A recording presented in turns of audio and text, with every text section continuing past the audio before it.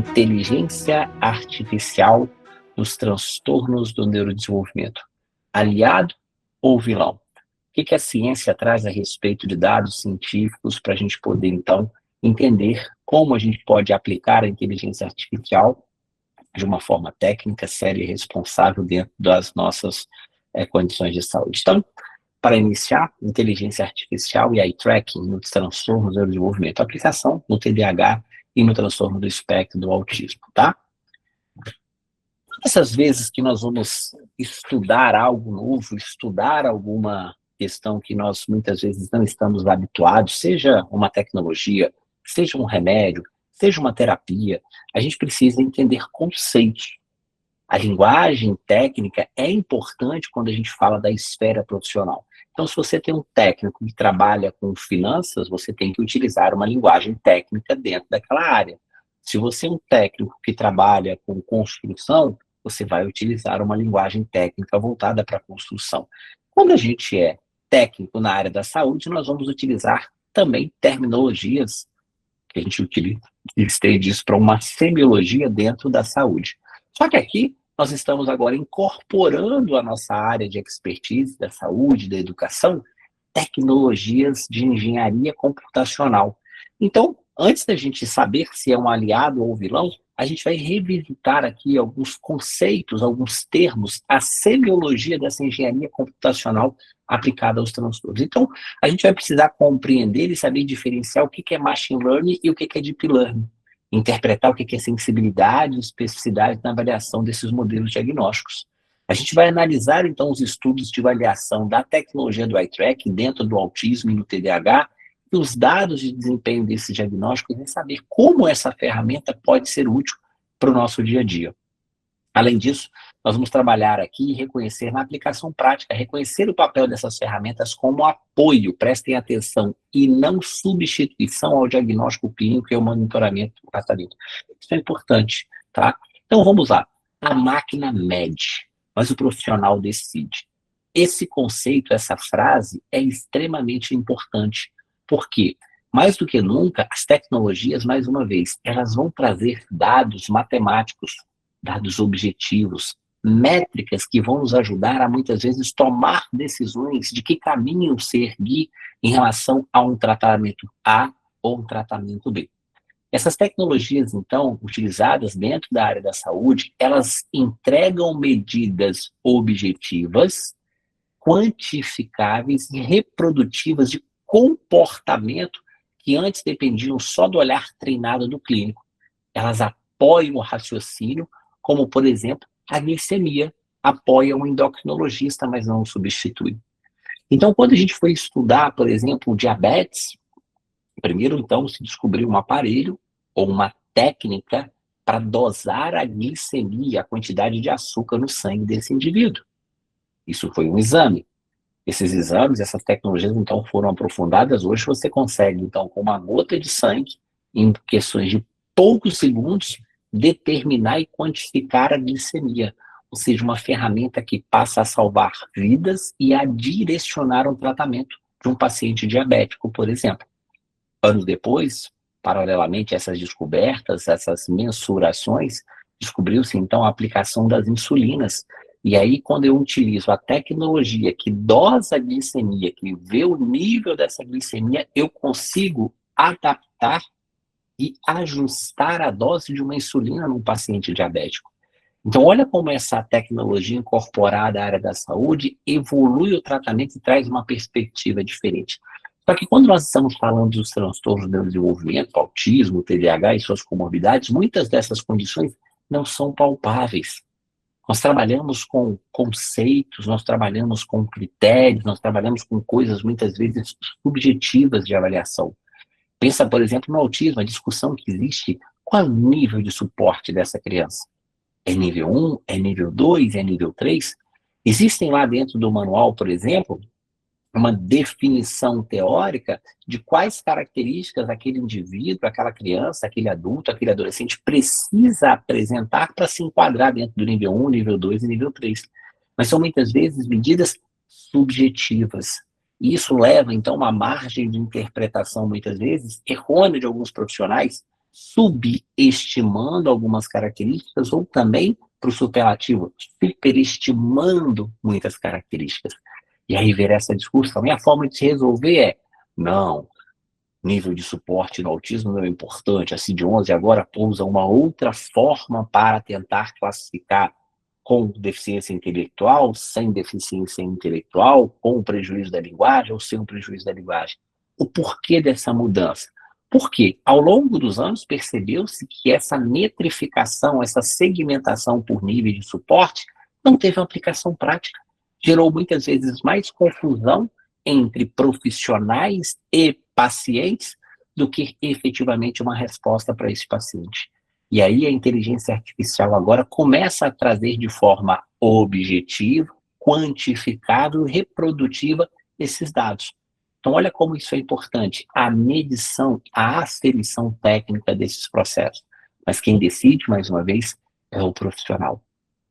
A inteligência artificial. Então, Paulo, no início da aula, eu falei que a gente vai precisar entender alguns conceitos. O que é IA, inteligência artificial? O que é machine learning? O que é deep learning? Como funciona o eye track e o vocabulário do olhar? Como a literatura, então, passa a medir e validar esses dados matemáticos trazidos pelas inteligências artificial? O que é sensibilidade, especificidade, valor preditivo positivo, valor preditivo negativo, acurácia, tudo isso a gente vai ter que entender, então, antes da gente saber realmente a aplicação dessas condições dentro da nossa prática clínica. Então, o que é a eficiência de inteligência artificial? É um campo da computação que cria sistemas capazes de tarefas que normalmente exigiriam inteligência humana. Reconhecer padrões, classificar informações e prever e apoiar decisões. A inteligência artificial é o campo mais amplo. Inclui desde sistema de regras até os que aprendem com dados. E aí nós temos duas definições extremamente importantes, que é o machine learning e o deep learning. O machine learning, na verdade, é um subconjunto da inteligência artificial. É um sistema que aprende padrões a partir de exemplos em vez de regras escritas. Ou seja, é o que nós chamamos de aprendizagem de máquina. Em vez de programar regras, nós vamos mostrar ao algoritmo muitos exemplos rotulados. E ele passa, então, a aprender quais padrões separam grupos e aplica esse aprendizado a casos novos. Ou seja, é um aprendizado. Então, qual é a definição de Deep Learning? É um subconjunto do Machine Learning, do aprendizado de máquina, onde é utilizado redes neurais profundas que aprendem sozinhas do que medir. É uma forma mais avançada, baseada em redes neurais artificiais com múltiplas camadas. A própria rede, então, passa a extrair as características relevantes diretamente dos dados brutos, vídeos, imagens, sinais contínuos, e passa, então, a utilizar um aprendizado de máquina. E aí, olha só que interessante, o machine learning, uma analogia, é como o residente que aprende absorvendo os casos, mas nós, supervisores, ainda precisamos informar quais eram os positivos. A isso, então, chamamos de aprendizado supervisionado, o formato mais usado nos estudos que veremos. Ou seja, é o que nós utilizamos na prática, mas aqui com uma linguagem mais da área da engenharia computacional. Mas nós aprendemos, seja o médico, seja o fisioterapeuta, seja o fonoaudiólogo, seja o psicopedagogo, seja o neuropsicopedagogo, seja o professor, nós aprendemos de forma supervisionada. Nós temos alguém explicando, orientando e ensinando. O mesmo conceito por trás desse modelo de engenharia computacional. Então, o que vem a ser o Deep Learning? É a forma mais avançada do Machine Learning, baseada em redes neurais artificiais. Ou seja, camadas de unidades de processamento inspiradas de modo simplificado nos neurônios. Isso mesmo. Assim como nós temos a rede neural que nós estudamos na formação do desenvolvimento cerebral, toda a complexidade de redes, o Machine Learning segue exatamente esse modelo, com redes neurais artificiais. Ou seja, no Machine Learning clássico, nós definimos o que medir. Por exemplo, trazendo para o eye track, a fixação dos olhos, a velocidade de sacadas. Já no Deep Learning, a própria rede passa a descobrir quais características importam a partir de dados brutos. Ou seja, em um vídeo de um rosto, um mapa de varredura do olhar, ele começa a extrair dados e fazer uma análise de interpretação, um processo que ela vai ser aprendido. Com uma supervisão, ela passa então a se desenvolver. de forma independente.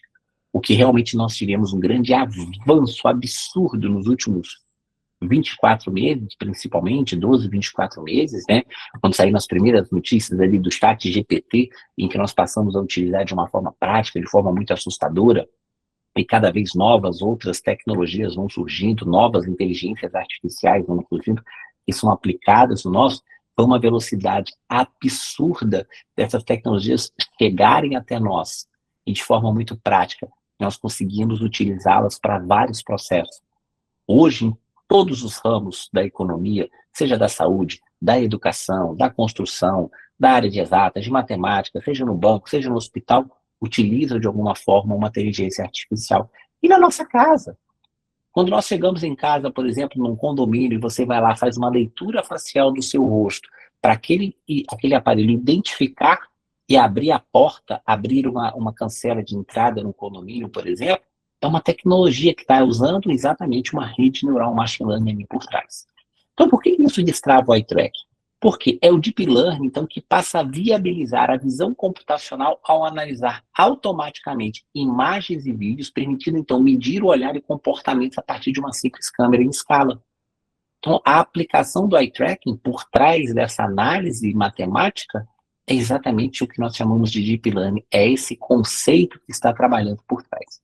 Então, o Deep Learning imita um dos princípios fundamentais do cérebro, aprender modificando as forças das conexões entre unidades de processamento. Assim como nos neurônios fortalecem ou enfraquecem durante o processo de aprendizado, a rede neural artificial elas vão se ajustando os seus pesos matemáticos a cada novo exemplo, tornando-se progressivamente mais capaz de reconhecer padrões complexos.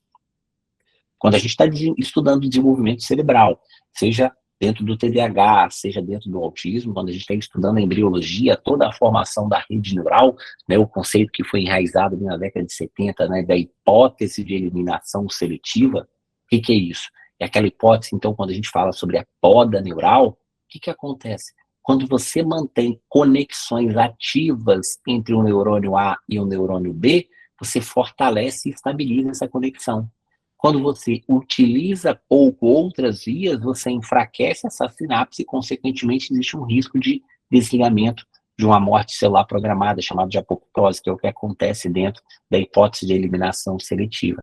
Esse mesmo conceito do cérebro humano é aplicado também para o Deep Learning. Ou seja, quando essas redes de aprendizado estão ativas, ele passa a aprender através de modelos matemáticos, tendo um peso maior. E o inverso também. Quando essa rede, essa área é pouco estimulada, ele vai, entre aspas, tornando aquilo menos importante, vai desligando, jogando aquele conceito de lado, tá?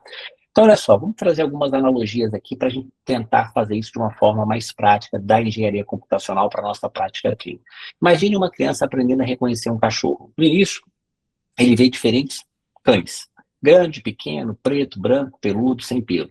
A cada nova experiência, milhares de neurônios são ativados simultaneamente. As conexões sinápticas entre os neurônios tornam-se então mais fortes, chamado de plasticidade sináptica, permitindo que o cérebro extraia então características cada vez mais abstratas. Primeiro, ele aprende a identificar a borda e formas. Depois, ele reconhece a pata, o focinho, a orelha. Por fim, integra todas essas informações e conclui: isso é um cachorro, mesmo que ele nunca tinha visto exatamente aquele animal antes. Isso aqui entra por trás, esse breve exemplo, por exemplo, teoria da mente. Quando a gente está falando lá sobre o autismo, sobre a dificuldade de um paciente autismo de criar essa conexão entre o mundo de alguma coisa com o mundo real, por exemplo, aquela história do carrinho, da criança ficar lá na rodinha rodando o tempo todo, ele não consegue, no cérebro dele, processar que aquele brinquedo, na verdade, é uma representação em miniatura de um objeto que é utilizado na rua. Ou seja, é uma forma que o cérebro utiliza para aprender. E o que acontece no Deep Learning, na engenharia computacional? Ocorre algo muito semelhante. As redes neurais artificiais possuem diversas camadas, por isso a palavra deep, de profunda. As primeiras camadas, então, detectam características mais simples, linhas, cores, contornos. As camadas intermediárias combinam essas informações em formas, então, mais complexas. As últimas camadas reconhecem esse objeto completo, rosto, linguagem e padrão.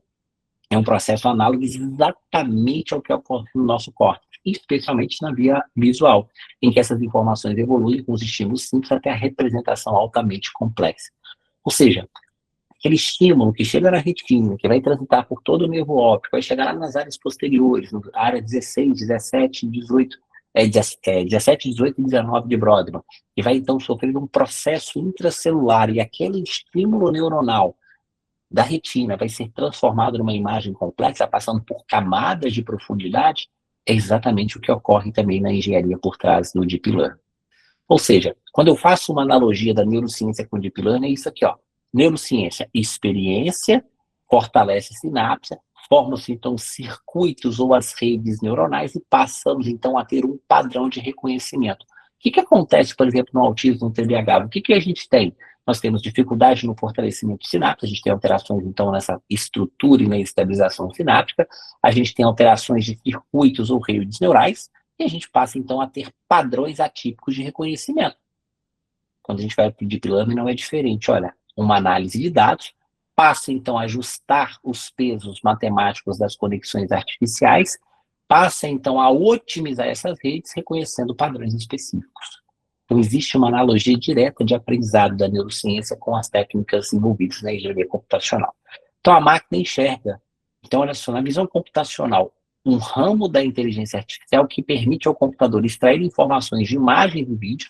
No nosso contexto, a partir da câmera frontal de um computador, ela passa a localizar o rosto e estima para onde a criança olha e mede expressões, movimento de cabeça e piscadas em senso acoplado. No machine learning, ela aprende com dados. O deep learning, então, é o machine learning que, com redes neurais, aprende, inclusive, quais dados olhar. A visão computacional é o deep learning aplicado às imagens. Perfeito? Então, a ideia de que os movimentos dos olhos passavam a revelar algo sobre a mente humana não é nenhuma novidade, mas só recentemente passou a ganhar uma escala necessária para impactar aqui. Então, vamos ver um pouco da história de quando surgiram as primeiras análises de movimentos oculares. Olha só, o estudo publicado por Hubble, ele descobriu em 1879 os movimentos sacatos oculares. O olhar ele não era contínuo, mas avançava em saltos discretos. 1879, a descoberta das sacadas oculares. Em 1967, Arbus demonstra que o padrão do olhar muda conforme a intenção. O olhar reflete a atenção e processamento cognitivo. Nossa, parece uma coisa tão atual em 2026, quando a gente fala sobre atenção, processamento cognitivo. 1967.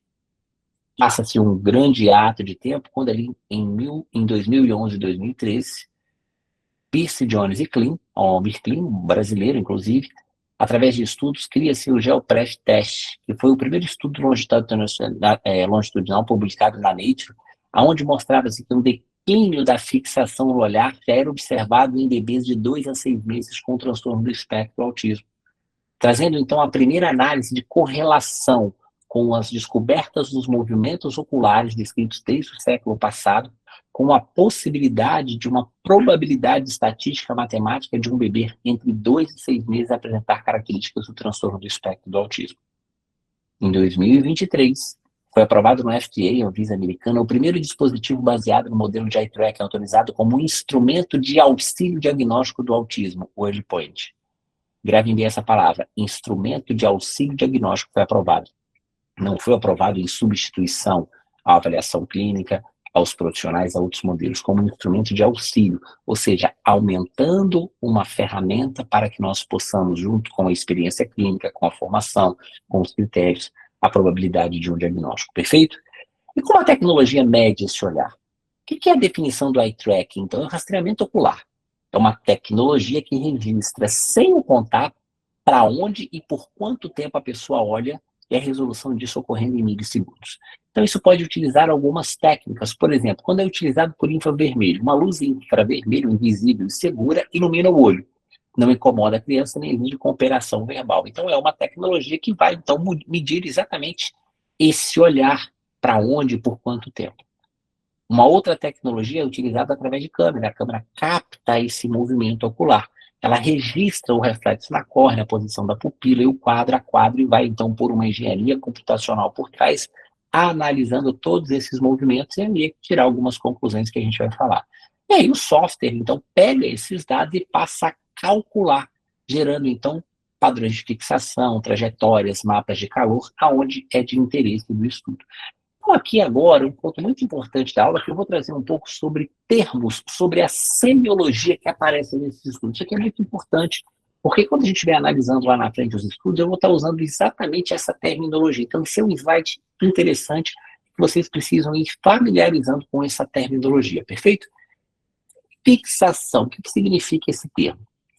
É o momento em que o olhar se detém num ponto e indica onde está a atenção agora. Eu vou dar um exemplo. Vocês vão fixar, então, aqui, ó, na ponta dessa caneta.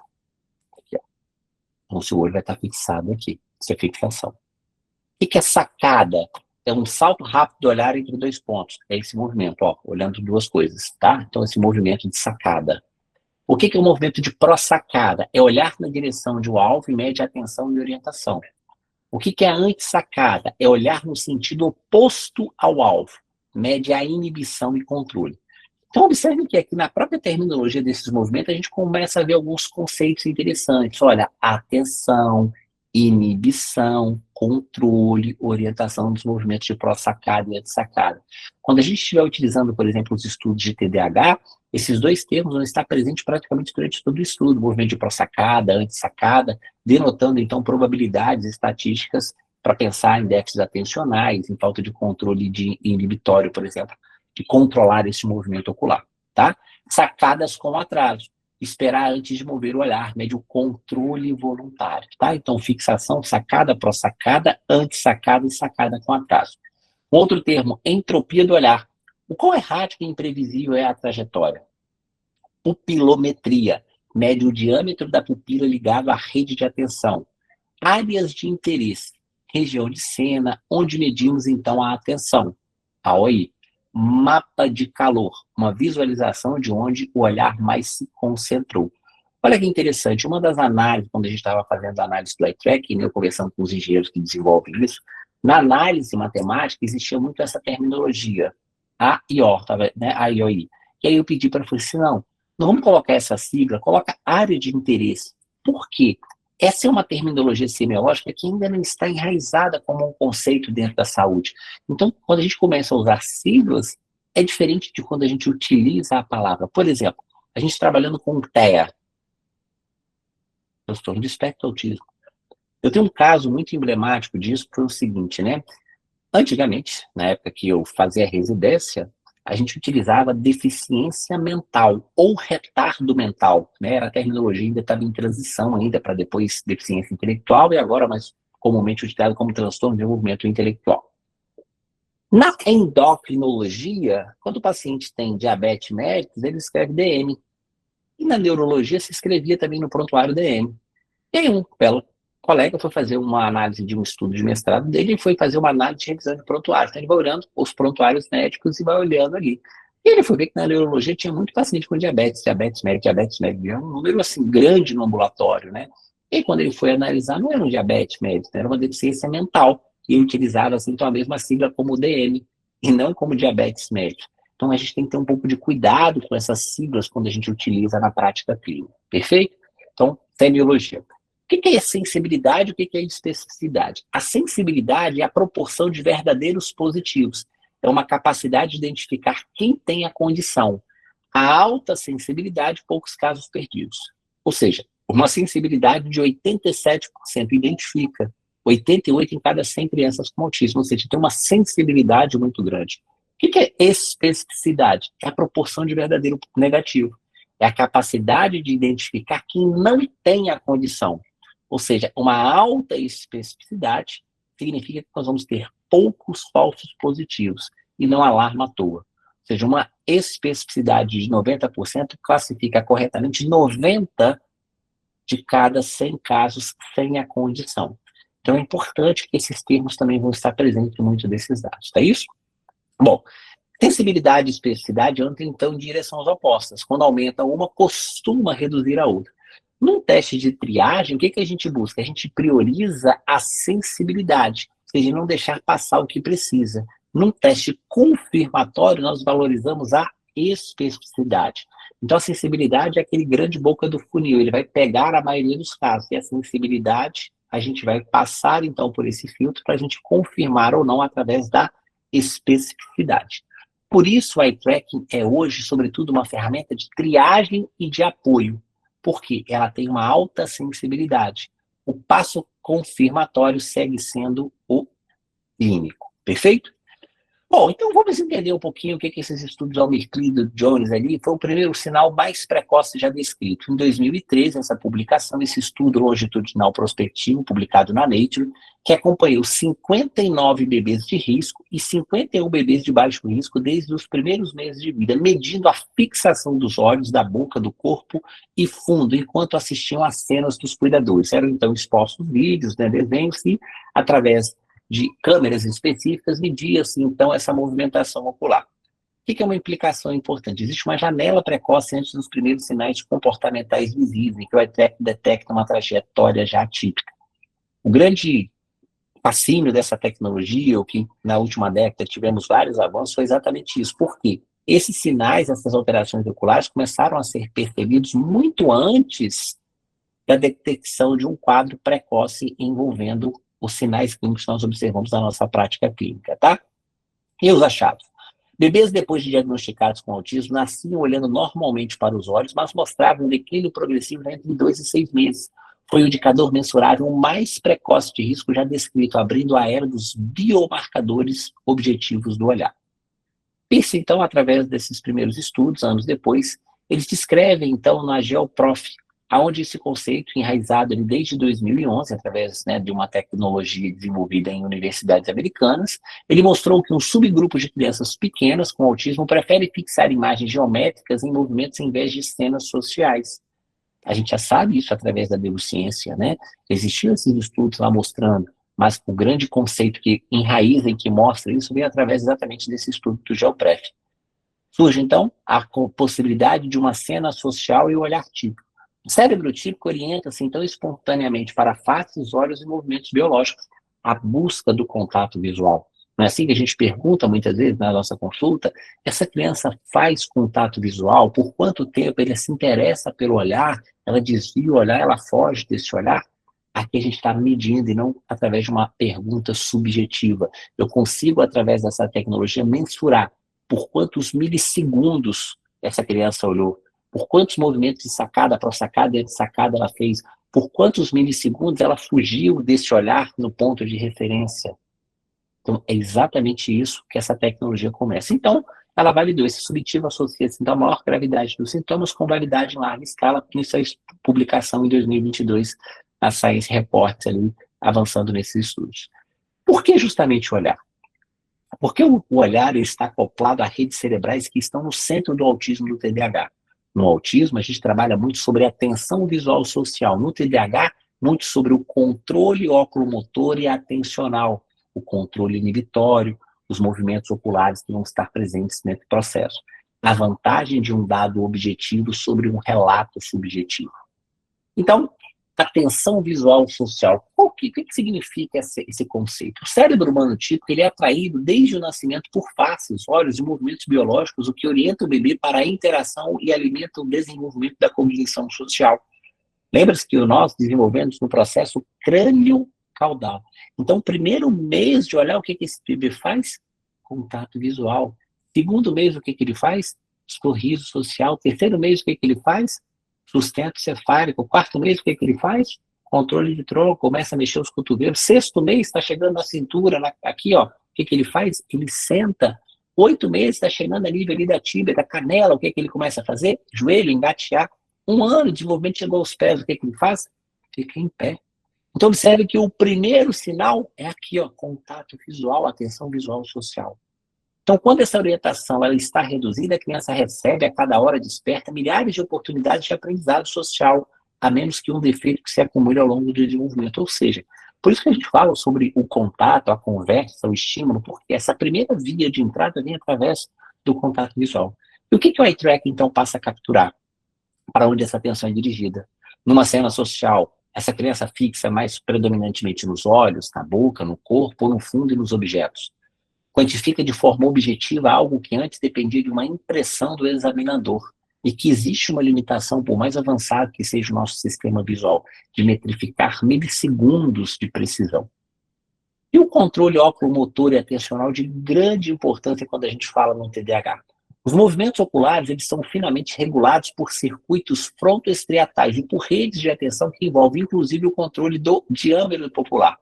E aí vem alguns conceitos, o paradigmas das sacadas. Lembra dos conceitos?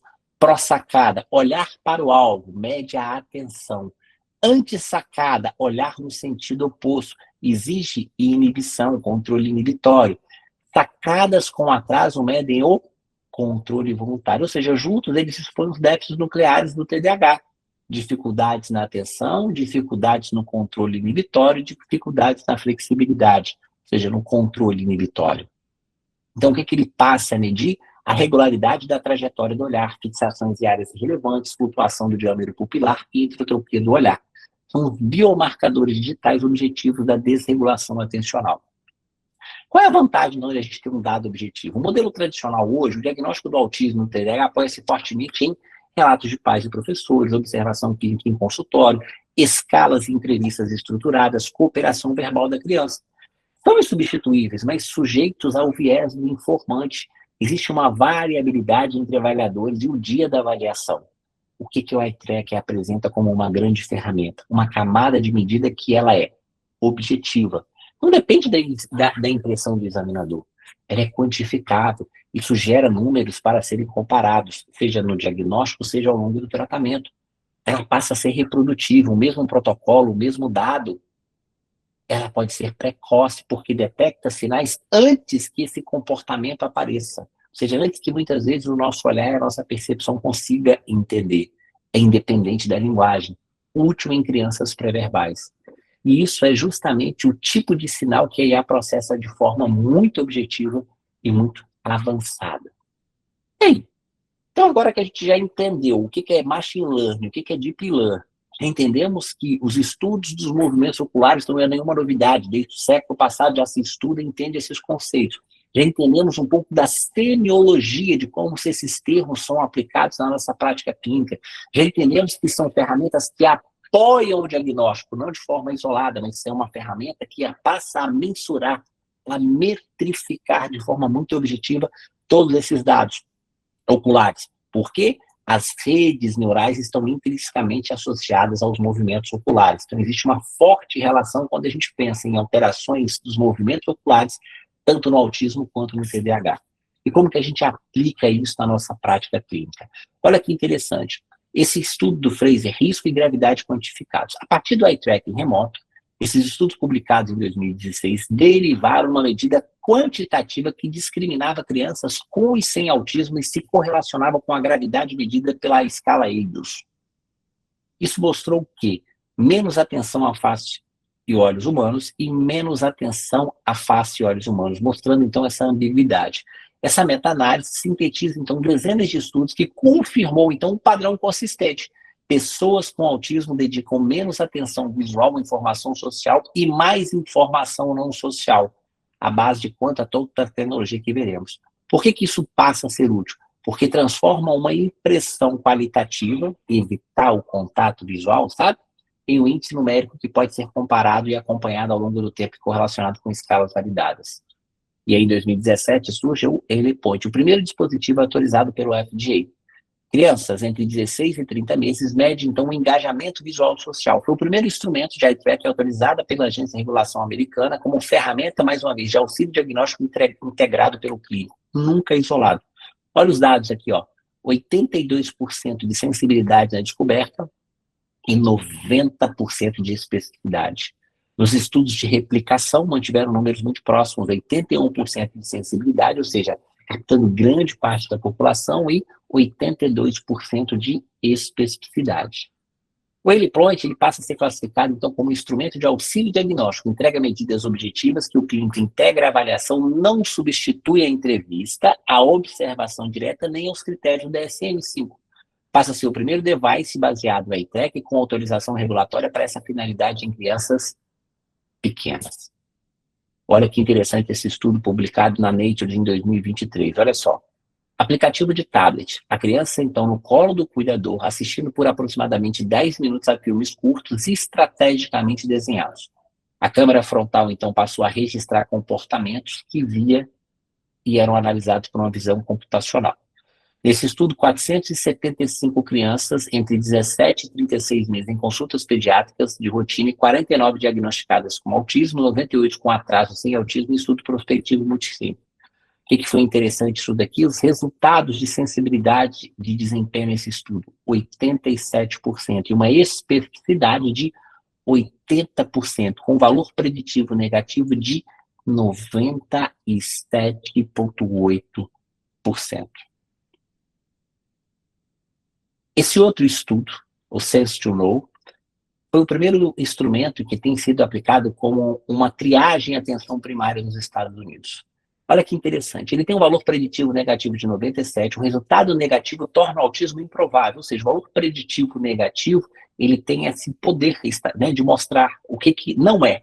É uma excelente ferramenta para descartar e tranquilizar famílias em atenção primária, ou seja, uma probabilidade de acerto de 97, 98% de dizer que realmente não tenha. Ou seja, a resposta negativa também é importante muitas vezes.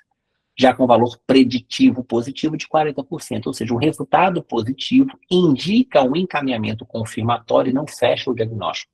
Em populações de baixa prevalência, valores preditivos positivos são inerentes limitados. Este é provavelmente o estudo que melhor demonstra a viabilidade da triagem objetiva no mundo real na atenção primária, durante a puericultura com amostras diversas. Aqui eu estendo atenção primária, escolas. Imagina, você aplicando testes de rastreio dentro de um ambiente escolar.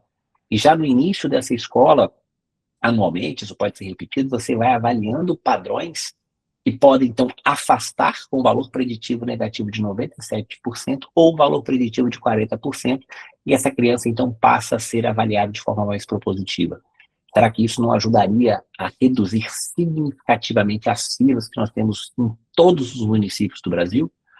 Na triagem na atenção primária, o problema da saúde pública do autismo não é só diagnosticar, é o tempo e que precisa ser para todos. A grande limitação é essa. A gente sabe hoje nos gargalos, eu estou falando tanto do sistema de saúde público, o SUS, quanto no privado, a dificuldade de acessar bons profissionais para o diagnóstico precoce e as intervenções. Então, isso limita tanto na questão do tempo, quanto na questão para todos. As filas se tornam longas, tem-se uma grande disparidade. Olha que interessante, um estudo prospectivo de 2024 testou biomarcadores do eye tracking na própria atenção primária com 146 crianças encaminhadas para os pediatras. Combinar o biomarcador com a avaliação do pediatra melhorou o desempenho diagnóstico, o modelo escalonado, podendo encurtar filas. As pesquisas seguem afinando os marcadores, estamos em evolução. O trabalho de 2024 propõe novos índices do eye tracking, como contagem de trocas entre as áreas de interesses, padrões de varreduras que se correlacionam com os scores da EIDOS, em pré-escolares, buscando ganhar sensibilidade e especificidade para o uso clínico. A direção é clara, medidas cada vez mais finas, validadas com o padrão ouro, já usamos. E o que os estudos mostram no eye tracking quando a gente fala sobre o TDAH? O diagnóstico do TDAH é ainda essencialmente comportamental. A ausência de um marcador objetivo contribui, então, para sub- ou superdiagnósticos, especialmente em contextos com acesso limitado ao especialista. Vamos lá, vamos analisar, então, como essa tecnologia do eye tracking pode, então, trazer respostas mais acuradas, positivas ou negativas para o TDAH. A gente vai ali para os paradigmas de sacadas. O que é o movimento de pró-sacada da semiologia? Olhar na direção do alvo. E uma sacada? Direção oposta exige inibição. Revelam, então, déficits da atenção sustentada e do controle inibitório de forma, olha só, objetiva e reprodutível. Olha que interessante, o estudo de pupilometria. Os circuitos atencionais regulam o diâmetro pupilar. Monitorar a pupila durante atividades cognitivas revela diferenças entre crianças com e sem TDAH. E olha que mais interessante, inclusive com e sem medicação. A gente pode, então, começar a metrificar o diâmetro pupilar com resposta terapêutica à medicação. Ou seja, o paciente que está utilizando lá sua Ritalina, que está utilizando o seu Revance, o adolescente, o adulto, independente da idade, a gente, através de um estudo de pupilometria, consegue, então, mensurar se aquela dose, por exemplo, está sendo alvo ou não de um ajuste terapêutico para esse paciente. Isso se torna, então, como biomarcadores digitáveis, ou seja, a flutuação do diâmetro pupilar, regularidade da trajetória do olhar, fixações em áreas de interesse, compõem, então, um perfil objetivo e imensurável dos déficits nucleares do TDAH. Então, vamos para os estudos. O estudo controle, publicado aqui em 2024, com tarefas de pró-sacada, anti-sacada e sacada com atraso, foram construídas sobre déficits cognitivos centrais de TDAH. As crianças com TDAH tiveram, então, um desempenho significativamente pior e acurácia em tempo de resposta, quando avaliado em comparações com populações típicas. Mais uma vez, olha o que os biomarcadores detectaram. Flutuações do diâmetro pupilar, regularidade da trajetória do olhar e fixação em áreas irrelevantes, mesmo quando a acurácia melhorava com o tempo, trazia então um padrão de movimento ocular que permanecia irregular, uma assinatura do TDAH, e não apenas um traço, uma medida objetiva quando a gente fala sobre o uso do eye tracking. Nesse estudo, então, o estudo de caso controle, onde foram avaliados 216 crianças, sendo elas 94 com TDAH e 122 típicas, submetidas a tarefas de pró-sacada, anti-sacada e sacada com atraso. As crianças com TDAH tiveram um desempenho significativamente pior nesses parâmetros.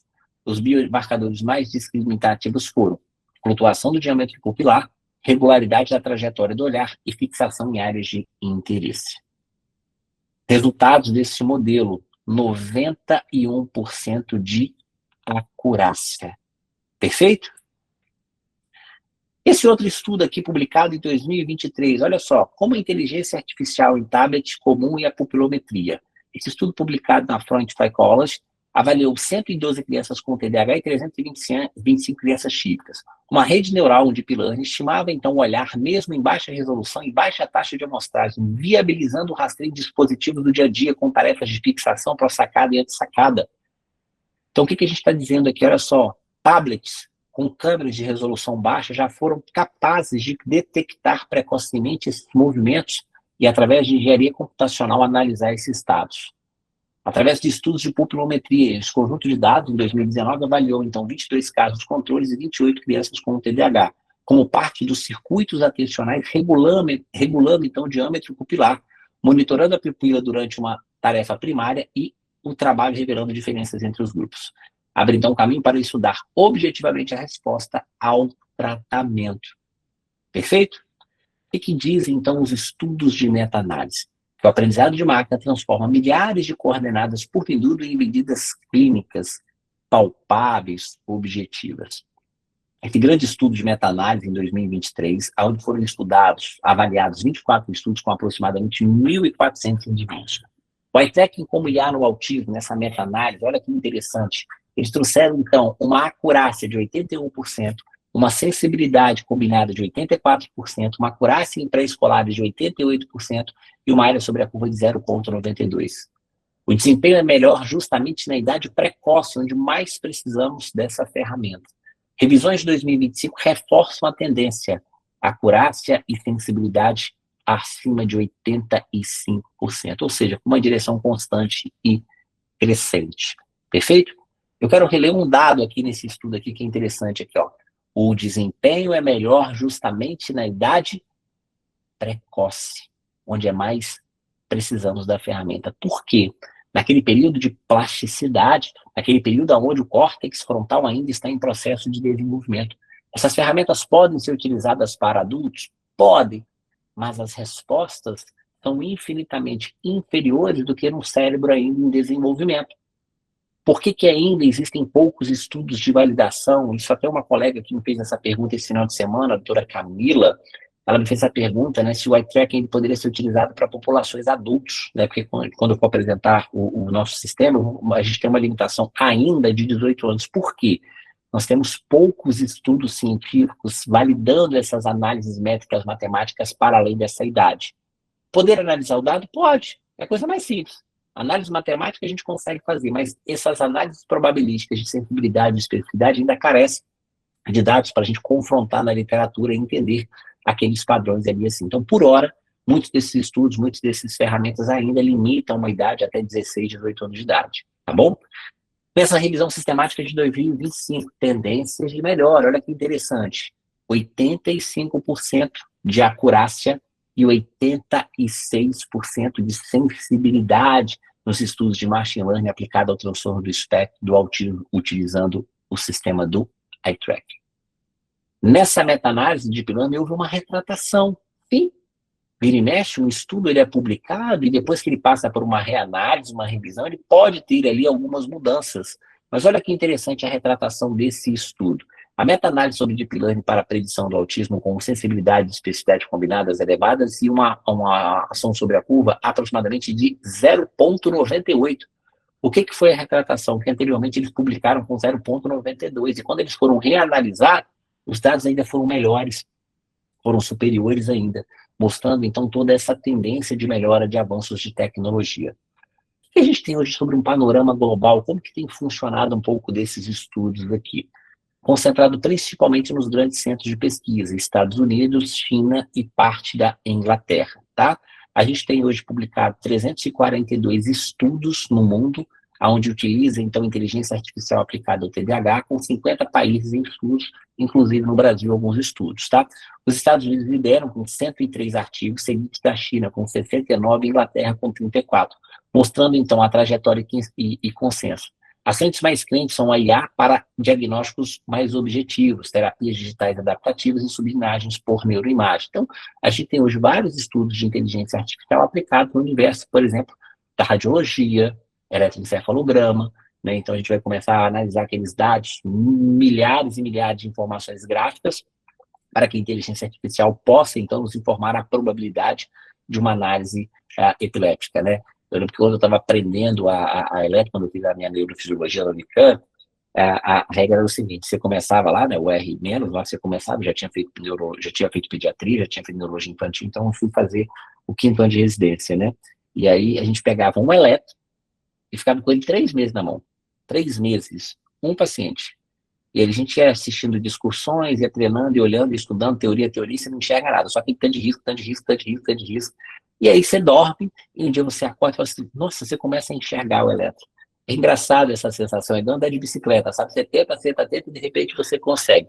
Lógico que nesse consegue, você está treinando, né? Então, a gente tinha essa regra de ficar 3 meses, né? E foi mais ou menos esse período mesmo, tá? Entre 2 meses e meio e 3 meses, foi a primeira vez que eu consegui analisar objetivamente alterações eletrográficas, e depois você passa a ir refinando e você começa a ganhar uma velocidade de análise ali por página dos exames, né? Então, segue essa mesma trajetória crescente, tá? Pois bem, nós estamos aqui avaliando dados históricos, nós estamos avaliando aqui conceitos semiológicos, a correlação, os estudos bem recentes de publicações, mas como que a gente aplica isso no dia a dia para responder aquela pergunta que eu fiz, a provocativa no início da aula? Aliado ou vilão? Como isso aterrissa na clínica, no consultório do médico e do terapeuta? Primeiro, a gente passa, então, a ter um grande instrumento de triagem. Uma sessão curta sinaliza o risco e ajuda a decidir quem precisa de uma avaliação especializada com urgência, levando o rastreio à atenção primária à comunidade com pouco acesso. Então, quando a gente está pensando em populações mais carentes, não só carentes, mas uma população que tem mais dificuldade de acesso a especialista, dependendo das regiões, por exemplo, do Brasil, dos recôncavos das cidades, quando essa criança passa por esse teste, passa a ter uma priorização numa fila. Por quê? Se as análises de inteligência artificial mostrarem uma alta probabilidade, ele tem que ser visto e avaliado rapidamente por um especialista. Um outro dado importante para a nossa prática clínica é que isso traz, então, uma medida de forma objetiva. Quando a entrevista e a observação deixam dúvidas, agrega uma camada independente de informação, reduzindo o peso de viés e da variabilidade entre os avaliadores. Aqui, principalmente quando a gente está pensando, por exemplo, no autismo nível 1 de suporte, no autismo no sexo feminino, no TDAH desatento. Eu não estou falando daquele paciente nível 3 com deficiência intelectual, eu não estou falando daquele TDAH hiperativo impulsivo que não precisa de médico, não precisa de terapeuta, não precisa de psicólogo para fazer o diagnóstico. Eu estou falando daqueles casos sutis. A gente passa, então, a ter uma camada independente de informação e, consequentemente, de resposta clínica, tá? A gente passa a caracterizar o perfil. A gente começa a entregar medidas de pontos fortes e vulnerabilidades úteis para planejar a intervenção e não apenas para fechar um rótulo. Não é só dizer se é o nível 1 ou nível 3, eu passo a mensurar até a resposta terapêutica, os ganhos que essa criança está tendo, por exemplo, dentro do programa da terapia ABA no autismo. Eu passo a mensurar a melhora dessa criança nos perfis de controle inibitório, foco de atenção e concentração no TDAH com a terapia e com os treinos cognitivos. Eu passo a ter a possibilidade de diagnóstico diferencial. Como mostram os estudos, as inteligências artificiais podem ajudar a distinguir entre autismo e TDAH, sendo os pontos mais delicados e demorados na prática clínica. É difícil pra caramba você pegar um moleque de 2 anos de idade que está com a fala atrasada, agitado, que não dorme bem, que está tendo crises e crises de comportamento, e você fica na dúvida se a criança tem um TDAH ou se a criança tem um autismo. É muito difícil na prática clínica. E através das inteligências artificiais, a gente tem então a possibilidade de distinguir uma probabilidade extremamente elevada de qual caminho a gente vai seguir nessa criança. A gente tem a possibilidade, mais uma vez, de monitorar o tratamento e a evolução. Uma revisão sistemática de 2025 analisou o eye track como uma medida de desfecho objetivo em ensaios clínicos de intervenção precoce, farmacológica e psicossocial. A atenção visual social, medida pelo eye track, vem sendo usada como marcador de resposta e se correlaciona com uma avaliação de cuidadores sobre comunicação social. É possível, então, medir ao longo do tratamento se a criança olha mais para a face, para a boca, para qual área de interesse. No TDAH, os indicadores oculares melhoraram com a medicação, nesse estudo publicado por Lee e colaboradores em 2023, por métodos de Webcam, publicado em 2024, foram propostos para medir de forma objetiva, rápida e acessível o efeito do metilfenidato, algo que hoje praticamente nós não temos na rotina clínica. E quando dispomos de testes computadorizados, como o olhar TDAH, o olhar TEA, dentro, por exemplo, do ecossistema do ToGet, para auxiliar no diagnóstico, no tratamento e na monitorização de resposta. O eye track, então, ele caminha para somar a essa categoria de medidas objetivas de segmento. O limite é inegociável. Nenhuma dessas ferramentas fecha diagnóstico sozinho. As agências regulatórias as classificam como instrumentos de auxílio, usados por clínicos treinados sobre uma supervisão. Sensibilidade e especificidade, ainda que altas, não são perfeitas. Existem os falsos positivos e os falsos negativos. O diagnóstico do autismo e do TDAH permanece clínico. História, observação, critérios do DSM, escalas, julgamento profissional. Mas a tecnologia passa a trazer precisão de informação e quem sempre vai decidir é o profissional. A máquina mede, o profissional decide. E agora, eu vou estender essa aula por alguns minutos e eu quero apresentar um pouco para vocês uma das possibilidades que nós temos reais no Brasil para utilizar essa tecnologia dentro da nossa prática clínica. Muitos de vocês talvez já tenham escutado falar sobre o ecossistema do ToGet, mas o que é o ToGet na prática clínica? Ele é um ecossistema completo para avaliação comportamental e tratamento de saúde mental. A plataforma do ToGet hoje inclui as tecnologias de rastreio ocular do eye track, captando os movimentos oculares, avaliando a atenção, engajamento, apoiando decisões clínicas objetivas, tudo isso que eu apresentei ao longo da aula. Ele passa, então, inicialmente por um processo de calibração, exatamente como essa imagem. A gente tem, então, uma imagem computacional, onde são medidos os parâmetros do olho, passando por um período onde passa-se a detecção facial, o reconhecimento dos olhos e a preparação por esse teste em alguns poucos segundos, trazendo, então, medidas para que a gente possa avançar para a próxima etapa. Está com um bom foco, está com uma boa iluminação, está com uma boa estabilidade? Passamos, então, para a etapa seguinte, que é exatamente a mensuração, o mapa do olhar de fixação, onde nós temos avaliado 32 pontos de fixação ocular, mais de 48 pontos destacadas, através de áreas de interesses analisadas em cenas e por trás todo o modelo de engenharia ocupacional, utilizando, então, aqueles conceitos de machine learning, deep learning, onde esses modelos de inteligência vão pegar esses dados matemáticos de movimentos ocular, cruzar informação e nos trazer, então, uma análise probabilística para transtornos do neurodesenvolvimento. Além disso, essa tecnologia é capaz também de avaliar estímulos sociais e não sociais, áreas de interesse, fixação, varredura visual, tempo de atenção desses pacientes. Se esse paciente tem uma fixação próxima dos olhos, se ele tem uma fixação desviada, como a gente observa e já sabe disso dentro do transtorno do transtorno do espectro do autismo. Por quê? A gente passa a compreender como o olhar se comporta diante de diferentes estímulos, sendo essencial para decisões mais precisas e personalizadas. Avaliamos expressões de engajamento, alegria, atenção, trazendo então análises de intensidade e como essas expressões faciais são importantes. Quando a gente pensa, por exemplo, nos pacientes com transtorno do espectro do autismo, sabemos que, além do próprio autismo ter uma dificuldade na percepção de pistas sociais, tanto o autismo quanto o TDAH, aumenta-se a probabilidade de transtorno de ansiedade e depressão, expressões faciais sendo detectadas com maior engajamento de tristeza, por exemplo, podem, junto com dados clínicos, pensar no diagnóstico precoce de uma comorbidade, a depressão, que piora a atenção, que piora o foco, e que eu não posso usar psicoestimulante porque eu tenho que tratar a depressão. Ou seja, aquela falta de atenção, na verdade, está se manifestando como uma característica não do TDAH primário, e sim de um quadro de uma depressão. Então é importante nesse processo. E como ele acontece na prática? Extremamente simples. Então esse paciente passa ali na recepção de acolhimento com a sua secretária, rapidamente então são preenchidos os dados de cadastro, nome, idade, sexo, que ele já tem ou não um diagnóstico prévio, lembrando que é uma ferramenta de auxílio, então essa informação prévia ajuda, se você quer confirmar ou não estatisticamente, ou se você não tem essa análise.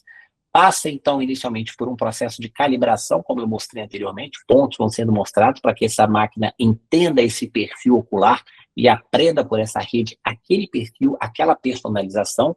Passa, então, depois por um tempo de vídeo, onde são apresentados estímulos visuais, para que ele assista literalmente um vídeo com imagens, com sons, né? A gente pode controlar, inclusive, isso, dependendo do perfil de sensibilidade desse paciente, a gente pode aumentar, diminuir o som, mudar ou não esse processo.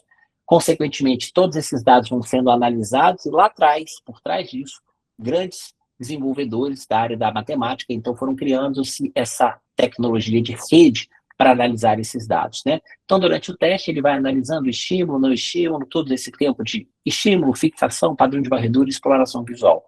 Na prática, a gente traz, então, um relatório final, mostrando, então, não se esse paciente, confirmando se ele tem ou não aquela condição. Ele vai trazer, então, um relatório inteligente para nos mostrar exatamente como isso funciona para trás. Só que para você ter esses dados, a gente, então, vem dessa forma. Uma análise de exploração, padrão de fixação, de pró-sacada, de sacada. Lembra da terminologia que eu mostrei para vocês? É importante porque os resultados vão vir de acordo com os aspectos semiológicos que nós temos aqui.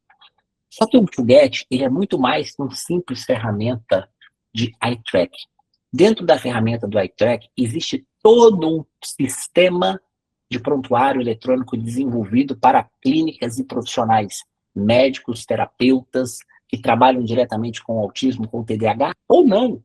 É uma ferramenta de atendimento clínico, onde estão incorporadas grandes tecnologias. Todas essas tecnologias estão dentro do Toolget. Então, você tem um prontuário de registro eletrônico importante para você registrar o atendimento, todas essas consultas, e a ferramenta que eu utilizo hoje no meu consultório para os meus atendimentos, onde eu não mais gasto tempo digitando história do paciente.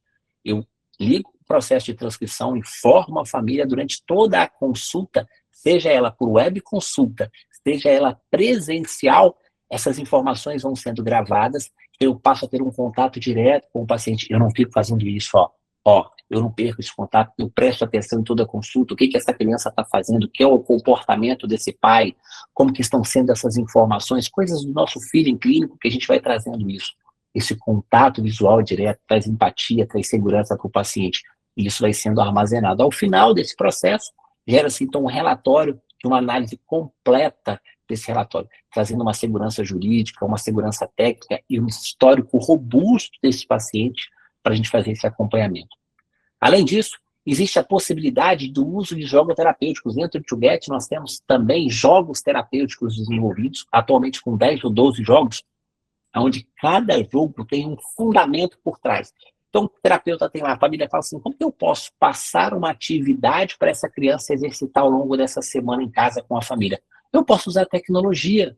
Ah, mas eu não vou estar criando um problema de jogar um jogo para essa criança? Sim, mas é um jogo terapêutico, onde, através da sua prescrição, igual um remédio, você vai prescrever a quantidade de vezes que essa criança joga, os dias da semana, a quantidade de vezes que ele pode repetir e por quantas fases ele vai avançar. Então, você vai escolher um treino de funções de memória. Você vai pegar o jogo, vai ter lá a especificação de qual jogo que ele treina a memória e você vai prescrever do nível 3 ao nível 6, do dia 10 ao dia 30, durante 20 dias, ele vai jogar segunda, quarta e sexta. E no dia que ele não joga, como que ele vai reagir? Ele vai ficar irritado, agressivo, ele vai se jogar no chão? Tem um diário de emoções, onde você, registrando isso, ou de forma escrita, ou falada, e a gente vai trabalhando, então, controle inibitório, regulação emocional, funções executivas. Tudo isso por trás, nós temos, então, relatórios inteligentes financeiros de atendimento para você fazer um controle clínico em relação a esse processo. E é isso, então, dentro dessa ferramenta, nós temos também o que nós chamamos de eye track, que é exatamente o que eu acabei de mostrar. A gente vai fazer um cadastro, nome, idade, e localização, se tem ou não diagnóstico prévio, inicial e track. Simples, a sua secretária faz isso. Ah, Rafael, eu posso aplicar isso como na minha pré-consulta? Pode. Esse paciente já pode chegar na sua consulta com análise. Sabe quando você vai no oftalmologista e senta na maca, antes de passar, já faz uma análise para o médico já ter uma ideia de mais ou menos o grau que você vai utilizar e depois ele confirma lá dentro? Ferramenta útil. Você pode utilizar isso durante a consulta, a família não tinha ideia do que poderia ser, e aí durante a consulta você levantou a hipótese, faça teste. Então, são análises que a gente tem. Então, essa aqui é uma página do ToGet, onde você tem lá o painel, o cliente, que você faz o cadastro, o atendimento, a agenda que você tem, os indicadores da sua clínica, né, os jogos de prescrição e as tecnologias do eye tracking, tá? Existe esse módulo ABA, que é uma ferramenta que a gente está em fase bem avançada também, quem trabalha com terapia, para ter todos esses registros dentro do prontuário, utilizando também todas as tecnologias, tá? Então, é um sistema que mede muito mais do que atenção, foco, flexibilidade. Você treina, você metrifica, você tem todo um ecossistema de segurança jurídica. Aqui, uma condição específica para vocês do INA, tá? Quem fizer a assinatura do plano Diamante, onde vocês vão pagar R$ 297 pela ferramenta, vão estar inclusos 30 assinaturas, 30 licenças, perdão, para vocês utilizarem a tecnologia do eye tracking nos seus pacientes até o final desse ano. Por quê? Esse modelo nosso está validado por uma pesquisa que está em curso, em análise final de publicação, junto a uma universidade federal. Então, você tem registro você tem um registro de comitê de ética, todos os dados sendo analisados. Então, vocês vão ter a possibilidade de aplicar esses testes, até 30 do eye tracking, dentro da sua clínica, nesse modelo. Por que 30, Rafael? Porque nós estamos limitando pela questão do modelo de pesquisa. Posteriormente, nós estamos em vias finais de liberação e validação disso junto aos órgãos de regulação, a burocracia no Brasil, algumas questões de vigilância, algumas questões de rompemos várias etapas, e aí, posteriormente, você vai ter a possibilidade de adquirir novas licenças para você poder, então, vender como um serviço, aplicar dentro da sua consulta, num preço razoável. Isso vai variar de 40 até 100 reais a licença. Então, por exemplo, você tem uma clínica grande, você quer comprar mais licenças, você tem um valor menor. Aí eu quero comprar 10 licenças. Vai ter os pacotes, a gente vai disponibilizar, mas os valores eu já adianto para vocês. São de 40 a 100 reais. E você tem a possibilidade de fazer a venda disso e pagar o seu sistema. Olha só, se você fizer um exame desse por 200, 250 reais, você pagou 100 reais, você praticamente pagou um mês de sistema com um único venda desse sistema. Você pode gerar isso receita também. No plano Diamante, além dessas 30 licenças, você tem, então, todas as teleconsultas com transcrição liberada, quem faz teleconsulta. Você tem, então, mensagens personalizadas, você tem toda a integração com o sistema de atendimento dos planos, tudo isso é integrado dentro do plano Diamante, tá bom? Ah, Rafael, eu quero utilizar outros pacotes, eu tenho interesse em uma ferramenta, eu não tenho na clínica, eu não estou satisfeita pelo meu sistema, eu quero migrar para o ToGet. A gente tem planos a partir de R$ 97 no bronze e 127 no prata, cada um tem as entregas aqui, e no plano ouro 247. No plano diamante é o plano completo que a gente tem ali, tá? Prescrição online, escalas dentro do sistema a gente tem também, tá? Então, várias das escalas que você pode utilizar na sua prática clínica para o paciente, a Snap 4, a MChat, essas escalas que não, né, abertas, né, porque algumas têm propriedade intelectual, então existem algumas questões regulamentadas, tá? Você tem anamnese dirigida digital, você tem roteiros de anamnese por patologia, por suspeita clínica que você pode indicar isso direitinho, tá bom? Integração clínica com esse processo, atendimento presencial, personalização de jogos, prescrição, e a tecnologia do eye tracking sobre essas condições. Como que eu faço para adquirir isso? Acesso o QR Code, está aqui na tela, vocês vão preencher um prévio cadastro, nome, CPF e telefone. Se vocês já quiserem fazer a assinatura agora, já é totalmente possível, vocês vão lá escolher o plano Diamante, né? Tem os planos exatamente como os valores que eu apresentei para vocês. Clica no plano Diamante, tem as especificações da quantidade de profissionais que você quer, né? Às vezes tem uma clínica multi com 5, 10 pessoas, você pode escolher a quantidade, vai ser o cálculo, e aí você pode fazer a assinatura disso pelo seu cartão, tá bom? Não utilizando o limite do seu cartão, ele fica de uma forma recorrente, tá bom? Rafael, eu posso pagar o pacote anual com uma condição especial? Pode. A gente libera um desconto para vocês, tá bom? Estou em dúvida ainda, como que faz a integração, eu ter um sistema antigo que a gente migra, a gente só precisa saber qual é o seu sistema, isso é importante, tá? nós já temos alguns sistemas onde a gente consegue fazer isso relativamente simples. Por quê? Para eu trazer dados de um prontuário para o prontuário do ToGet, é possível, é. Então, quem já utiliza, por exemplo, o Clinic Web, quem já utiliza o iClinic, quem usa o... Acho que já tem 3 ou 4. O pessoal do comercial pode confirmar com vocês. Clinic Web, iClinic e Amplimed, a gente já consegue fazer essa integração mais rápida, tá? Entre 3 e 5 dias. Aí eu utilizo um outro sistema. A nossa equipe de tecnologia precisa avaliar o seu sistema para saber se essa tecnologia que eles utilizam, porque tem sistemas tão antigos, que eles não conversam com as tecnologias atuais. Então, você, inclusive, corre o risco de perder esse histórico pregresso dos seus pacientes, porque isso pode ser abandonado pela empresa e ninguém consegue recuperar esses dados. Tá? Então, isso é um ponto importante também. Então, a nossa equipe analisa o seu sistema e vai te falar, ó, dá para fazer integração, quantos dias eles vão passar uma estimativa ali, mais ou menos, tá? Assinando, você já tem acesso imediato assim da assinatura para você aplicar no seu prontuário. Rafael, eu posso assinar, começar a utilizar esses dados serem importados a posteriori? Pode também, tá bom? Então, aqui na tela o QR Code para essa aplicação. Maravilha? Eu vou minimizar a tela aqui agora para a gente tirar algumas dúvidas aqui, para a gente conversar um pouquinho sobre essa aula que eu trouxe para vocês. Maravilha? Gostaram da aula diferente? Suporte, pode liberar, por gentileza, o áudio, e aí eu vou controlando vocês vão levantando a mãozinha e eu vou chamando na ordem, só para a gente organizar, a gente está aqui com mais de 170 pessoas ao vivo aqui, tá bom? Eu vou ficar aqui um tempo com vocês aqui, mais uma até 9h30, pode ser, para ter uma previsibilidade? Com 9h10, mais 20 minutos que a gente tiver aqui de parte para tirar dúvidas, tá? Pode ser do sistema, pode ser da aula, pode ser da tecnologia, o que eu souber responder, eu estou aqui para ajudar, perfeito? Perguntas?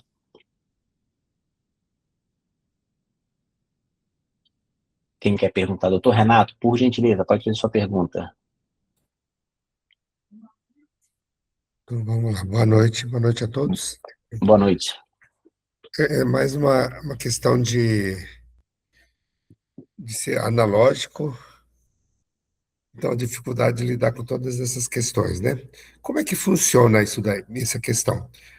Ao entrar no sistema, por exemplo, ao aceitar a condição do diamante, aí eu entro em contato com vocês, falo, eu tenho um paciente que vai fazer o exame, que vai ser submetido ao eye tracking. Uhum. Aí, aí, aí vocês fazem. Tem Doutor todo. Renato, perfeito. Eu vou voltar na tela aqui só para te mostrar, que o senhor vai ver como que é assim. E aí eu te falo em primeira pessoa, tá? Quando você fala de tecnologia comigo também, eu me arrepia. Eu tenho medo de algumas tecnologias, porque eu tenho aquela sensação de que eu não vou conseguir utilizar, que eu não vou conseguir vencer, tá? Essa daqui é a página, por exemplo, você vai lá, login e senha. Então você vai acessar www.get.com, vai abrir a página, vai colocar o login do senhor e a senha, igual a gente acessa o banco, acessa assim. Quando o senhor deparar com esse sistema, vai abrir essa página aqui, ó, exatamente, tá? Então, aqui no cadastro de cliente, a sua secretária vai fazer o cadastro, pegar o nome, endereço, telefone, CPF, colocar tudo ali. Esse cadastro é importante completo, por quê? Quando a gente vai fazer o atendimento, o senhor vai clicar aqui em agenda, o dia e o horário do paciente vai abrir uma outra tela, você vai clicar e iniciar a consulta. Tudo em português, bonitinho, intuitivo. Iniciou a consulta, ele começa a gravar. Começa a conversar com o paciente, papapá, papapá, acabou a consulta, parar a consulta. Ele vai apresentar outro, gerar relatório. Você clica, vai esperar alguns segundos ali, porque né, isso vai lá para o banco de dados nos Estados Unidos, faz toda essa análise de dados e volta para a gente. Então demora ali 2, 3, 5 minutos, dependendo da quantidade de tempo que gerou de conversa, tá bom? Pô, relatório. Maravilha. Quero prescrever. Vai ter um ícone lá, você vai prescrever, remédio, vai alterar receita digital e vai. Tudo, Renato, extremamente intuitivo. É muito fácil o sistema. Mas toda a nossa equipe de suporte, ele também está exatamente para auxiliar o usuário na experiência. Nós temos alguns vídeos que foram gravados pela nossa equipe, mostrando, vídeos curtinhos, 3, 5 minutos, 2 minutos, como que funciona cada funcionalidade. Então, uma sequência de vídeos, se eu não me engano, são 16 ou 18 vídeos curtos, onde você já vai ter ali 80, 90%. Estou com dúvida em alguma coisa, aciona o suporte, o pessoal marca um horário e explica para o senhor. Vou aplicar o eye track. Como que eu faço? Eu venho aqui, ó, nesse campinho, clico, eye track, vai abrir exatamente essa tela aqui, doutor Renato, exatamente. Eu coloco o nome, Zelda, idade, 8 anos, sexo masculino ou feminino, responsável, o nome do pai, tem suspeita, eu clico aqui e vai apresentar, tem. Aí vai ter os campos que eu vou selecionar. Nesse caso, a hipótese clínica, ele já tinha um diagnóstico de autismo no nível 2, TDAH e TOD. Então eu seleciono, clico, vem cá. Bom, iniciar o check. O paciente senta igual eu estou aqui na frente, passa por um vídeo inicial de calibração, então vai ter escrito lá, calibração. Pronto. Ele faz esses pontos, ele faz a varredura, o processo validou, calibração efetiva. Ok, passa para o teste, o paciente assiste a um vídeo, mais nada do que isso, acabou o vídeo, ele entra em processamento, você aguarda alguns segundos e o relatório vai estar em suas mãos. Rafael, pode ser o médico, pode ser o terapeuta, pode ser minha secretária? Pode. É só uma receptividade. Esse resultado chega até o senhor, relatório simples, você clica, impressora, imprime. Muito, muito, muito fácil. Então, assim, quem tem medo de tecnologia é um sistema... Isso é um dos maiores elogios que a gente tem, tá, doutor Renato? Feedback de quem já tem um sistema e de quem utiliza é a facilidade e como o sistema foi construído de forma muito intuitiva, tá? Então, isso facilita bastante. Será que eu posso pedir para o suporte entrar em contato comigo? Pode. Faz a aplicação, pega o QR Code lá, coloca os dados do senhor, que aí o pessoal vai te chamar e o senhor pede para fazer uma demonstração sem problema nenhum, tá bom? Eu fiz, mas eu não sei se eu estava completando os dados. Não sei se a gente já assume a compra, como é que funciona? Se o senhor preencher e não finalizar a compra, vai chegar só lá no dados lá da pessoa. Eu vou deixar essa tela aqui com vocês, e aí a gente aí faz a aplicação aqui, isso vai para a nossa equipe. Quem já quiser finalizar a compra, faz o processo, cadastra o cartão, escolhe a forma de pagamento, ok, login, senha vai chegar, você acessa, e aí vai ter lá a aplicação disso daí, tá? Quem quiser conversar com o suporte, aí a gente vai fazer. Eu só vou pedir um pouco de paciência, né? Vocês estão aqui, vocês já conhecem como a gente trabalha, todo o cuidado que a gente tem. Eu e o Thiago, a gente é muito criterioso nesse ponto de atendimento, né? Mas quando a gente faz essas aulas, gera um problema também, gera uma demanda muito grande no suporte, tá? Então, eles vão atender vocês, tá? Mas, às vezes, eu peço um pouquinho de paciência, porque amanhã, com certeza, o pessoal vai ter aí bastante trabalho nos próximos dias aqui, tá bom? Mas pode fazer a aplicação e o pessoal vai ter o maior prazer em atendê-lo, tá bom? Ok, obrigado. Por nada. Israelita. Oi, Tudo bem, professor, boa Israelita? Boa noite, noite, tudo tudo bem? bem? Boa noite, tudo bem? Quanto tempo? Professor, referente à aula e ao sistema, né? Acaba sendo uma coisa puxando a outra. Boa noite aos colegas também, desculpa. No caso, vou trazer um exemplo de uma menina, ela tem 3 anos de idade, já tem um primo que é autista, que eu acompanho, que tem diagnóstico, e ela chegou para a gente por conta de uma irritabilidade. Uma coisa que eu tenho observado nela é que ela tem uma dificuldade de habilidade social, porque é uma criança de repertório de fala rico, ela tem uma boa percepção e fala tudo no ambiente de casa. Chega em outros ambientes, escola, pracinha, restaurante e a própria clínica comigo, ela demorou cerca de 4 meses para começar a conversar.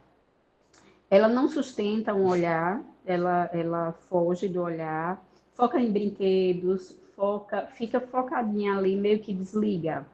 Quando eu a ignoro, ela tenta me puxar, mas isso a gente já tem 1 ano de acompanhamento terapêutico. Conseguimos regular o sono. Por ela ter 3 anos, 3 não, 4, ela está com 4 agora. Só agora eu indiquei uma avaliação neuropsicológica para ver a questão comportamental, eu sou psicóloga, e ela passou na neuropediatra. Então, a gente está em observação porque não tem algo tão concreto. Apresenta uma certa sensibilidade à meia, a determinadas roupas, a questão de temperatura. Sim, Então, aquele quadro assim, que parece que mas ninguém bate o isso, martelo dizendo que tem 3 anos de idade, isso, entende? exatamente. E ela só está Uhum. comigo. Ela só está comigo. Eu indiquei Tá. TO e psicopedagogo. Esse instrumento, ele pode me ajudar no caminho dessa avaliação? Sim. A ideia é exatamente essa. Lembra de uma coisa, a suspeita clínica o que ele vai te trazer? O exame, o teste, a avaliação, ele não vai te dizer se tem ou se não tem. Mas a Sim, gente vai sim, conseguir. Eu até dei um exemplo durante a aula, falando daquele paciente autista, com 2 anos de idade, sim, hiperativo, agitado, que não para, que eu não sei se é um TDAH ou se é um autista, né? Então, sim. a avaliação do ETEC, ele vai trazer medidas matemáticas e mostrar ali uma análise probabilística do que a gente pode estar trabalhando de acordo com aqueles termos semiológicos. Então, isso ajuda muito, né? Que tipo de terapia? Isso vai parar a terapia? Isso vai dizer se não tem nada? Não é o objetivo disso, não. Os testes, mais uma vez, uma Tá. ferramenta de auxílio diagnóstico, tá? Então, auxilia sim em relação a esse processo. A única questão que a gente tem que ter cuidado é o seguinte: vocês percebam que precisa de uma certa colaboração para assistir os vídeos de crianças, né? Na nossa Sim. prática, eu estou te falando que assim, eu tenho aplicado, e a gente, tanto no campo de pesquisa, eu fui para tudo que é lugar que você imaginar, escola, igreja, ministério, para a gente poder fazer as aplicações, né, nos mutirões que a gente fez de atendimento no Brasil. A partir dos 3 anos de idade, é totalmente possível, mas precisa de uma colaboração da criança. A gente tem crianças que fizeram com 3 anos. 4 anos já foi muito mais fácil de ser feito, tá? Dali para frente é fácil. Ah, eu tenho um paciente com deficiência intelectual profunda, um altíssimo nível 3 de suporte, com 8 anos de idade, eu posso fazer? Eu vou te fazer a pergunta: o que você quer com o resultado? Entende? Porque senão a gente começa a onerar a família, para quê? Só para fazer um teste, você já sabe que ele tem um diagnóstico. Então, assim, além dele não conseguir realizar, porque ele não vai ter um tempo de atenção, ele não vai parar para realizar, a pergunta é o que você quer com esse teste. Então, isso é importante. No seu caso, excelente. Se ela conseguir, isso vai te dar um dado matemático que vai te ajudar muito nessa interpretação. Tá bom? Então, a gente tem que Com entender a, isso também, o que eu quero com esse resultado, tá? com a adolescente também funciona. Até Adolescente. 18 anos o sistema está liberado para ser feito. A gente deve liberar para idades maiores também, mas, mais uma vez, para que eu quero? Isso vai ser uma pergunta importante sempre, né? Mas a gente tem uma dificuldade, mais uma vez, não é pela parte da engenharia, é pela parte da saúde, que tem poucos dados de literatura para a gente cruzar. Para matemática é a coisa mais simples, está feito o modelo. Então, com 6, 18, 50, 100 anos, a matemática vai ser avaliada do mesmo jeito. A gente precisa correlacionar isso com dados da ciência, tá bom? Cristiano fez uma pergunta aqui interessante, né? Aonde fica armazenado os dados? Fica num banco de dados internacionais, tá? Existe, então, um sistema de armazenamento. Não me façam essas perguntas de engenharia super técnica, tá, Cris, tá? Mas o pessoal da engenharia pode te dizer isso, tá? Mas tem um banco de dados, né? Assim como todos esses sistemas ficam, assim como nossos dados de banco. Então, existe toda a regulamentação de Lei Geral de Proteção de Dados. Tudo isso, assim, é lei, gente. Eu não vou ficar falando aqui que o sistema está integrado à LGPD, porque hoje qualquer coisa tem que estar, tá bom? Mas fica ali, perfeito? Então, o acesso é no site, compra um pacote para utilizar. Adriana, assinando o plano Diamante, você tem 30 licenças para utilizar até o final do ano, tá? Pelo modelo de pesquisa, com os resultados, é tudo validado direitinho. Rafael, foi liberado lá pela Anvisa, pela vigilância, pelos dados, está tudo liberado agora nesse processo final que a gente está ali assim, tá? A gente está com expectativa de setembro, outubro, tá com isso liberado, tá? Nós vamos vender, então, pacotes adicionais. Você pode comprar 10 pacotes, utilizar tokens. Ah, eu quero comprar 100 pacotes, o preço vai variar de 40 a 100 reais, dependendo da quantidade que você fizer de uma vez, tá bom? Quais profissionais podem utilizar o sistema? Qualquer profissional que precise. Então, tanto profissionais da área da saúde, tá? E eu falo todo mundo, tá? Médico, terapeuta, psicólogo, fonoaudiólogo, qualquer pessoa que tem uma clínica que atende, precisa ter um registro desses pacientes, tá? Parar com isso, a gente ficar anotando em fichinha, em papel, não ter uma segurança jurídica, tá? A gente está em 2026, então, assim, isso é segurança jurídica, isso é importante para todo profissional ter um registro de prontuário, tá? Então, com a tecnologia, isso facilita, você vai ficar criando arquivos gigantescos em salas, em consultórios, tá bom? Posso usar no iPad o que o sistema? Pode, Mariana, pode. O sistema, ele, se eu abrir ali as ferramentas do Windows hoje, pode abrir, tá bom? Não tem problema. Até no celular ele tem um aplicativo, você abre no celular também, tá? O senhor falou de rede neural, então ele aprende dia a dia com a coleta de dados do paciente. Débora, eu expliquei sobre conceitos de Deep Learning e Machine Learning, tá? O que tem por trás são essas tecnologias que foram aprendendo, mas são modelos treinados por nós, tá? O que eu faço como médico, como neurocientista? Eu passo os dados, o que eu preciso treinar para a parte de engenharia estar fazendo isso daí, tá? Não é que o sistema vai aprendendo e daqui a pouco ele está fazendo sozinho, levantando você para casa, abastecendo o carro e pagando conta de casa, não, tá? Esse é aquele conceito que a gente, a IA, precisa desses comandos, tá bom? Quantos pacientes podem ser cadastrados? 30 pacientes, agora no plano Diamante você tem isso daí, tá? Os 30 pacotes equivalem a 30 informações. Sim, são 30 pacientes, tá? 30 tokens, 30 pessoas, 30. Você tem 30 cadastros para fazer para você aplicar, tá bom? Vamos lá, quem levantou a mão mais aqui? Doutora Alessandra Scandiuzzi. Boa noite, tudo bem? Tudo Estou bem? encantada com tudo isso, é fascinante, né? Rafael, eu tenho duas perguntas. Tem diferença do vídeo que aparece para um bebezinho ou para um paciente de 12 ou 18 anos, de acordo com o interesse? Isso, na verdade, é uma curiosidade. Curiosidade. Sim, nós estamos desenvolvendo isso inicialmente assim. Gente, eu participo desse projeto, né? Desenvolvendo isso tem mais de 2 anos, tá? Então a gente vai ao longo do tempo melhorando. Por exemplo, o sistema de calibração nosso acabou de ser modificado. Foram criados vídeos para meninos e meninas, tá? Então o menino vai Certo. assistir um videozinho de futebol, um toque de futebol, a menina tem um outro vídeo ali, assim, exatamente para mudar os interesses nesse cenário, tá bom? Mas, Uhum. Alessandra, é importante, eu entendi sua pergunta, se não fica uma coisa monótona ou repetitiva. A pessoa vai assistir uma vez aquilo, tá? Não tem que assistir Sim. todas as vezes. Você pode Uhum. repetir isso a cada 6 meses. Ah, eu fiz um plano de intervenção a cada 6 meses, eu quero ver como que foi a melhora de parâmetros. Beleza. Então não é aquele vídeo que fica repetindo o tempo todo, tá bom? Tá bom, entendi. E outra coisa, bebezinho de que idade? Então, o Você já modelo ele deve está ter falado validado. isso. Eu estou de plantão, eu assisti um Não, não, pedaço. sem problema. O modelo está validado a partir dos 2 anos de idade, entre 2 e 18 anos, tá?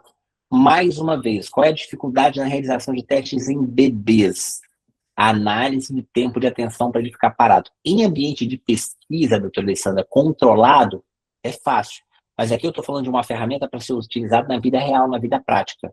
Tá? Uhum. Então isso traz algumas dificuldades. Vou dar um exemplo para vocês. Nós desenvolvemos inicialmente a tecnologia para ser utilizada aqui também. Poderia ser feito um rastreio. Sabe o que começou a acontecer? Pega uma criança, dá um celular, o que ela faz? Ela sai correndo. Então esse movimento trouxe vários Atrapalha. dados imprecisos, tá? Pode pegar e botar no rosto do cachorro e fazer o eye track do cachorro. Então o modelo teve que ser treinado para identificar padrões de rosto humano. Então isso tudo foram processos que a gente foi lapidando ao longo do processo de desenvolvimento e pesquisa, tá? E se a tela é tablet ou uma TV, não faz diferença nesse sentido. Não, Só mais. uma tela, Fala.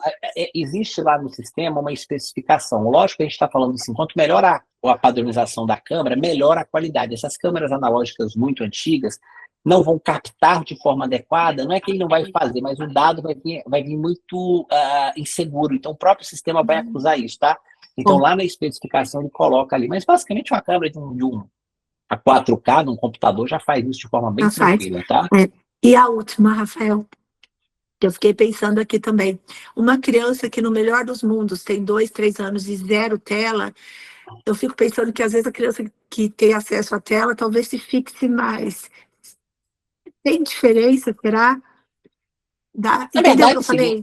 entendi. Primeiro que assim, no mundo real, vamos passar para o mundo Sim, real e para o mundo a vida imaginativo. real. Criança, hoje que não vê tela, se você tiver É, alguma, você me avisa. Aqui em casa eu tenho uma de 3 anos, que assim, eu luto, brigo, mas é. não tem jeito. Então, assim, é usar com. Aqui é tecnologia, gente. A gente tem jogos. Você, mas você está prescrevendo a criança para jogar? Sim, a tecnologia está sendo desenvolvida para ser utilizada.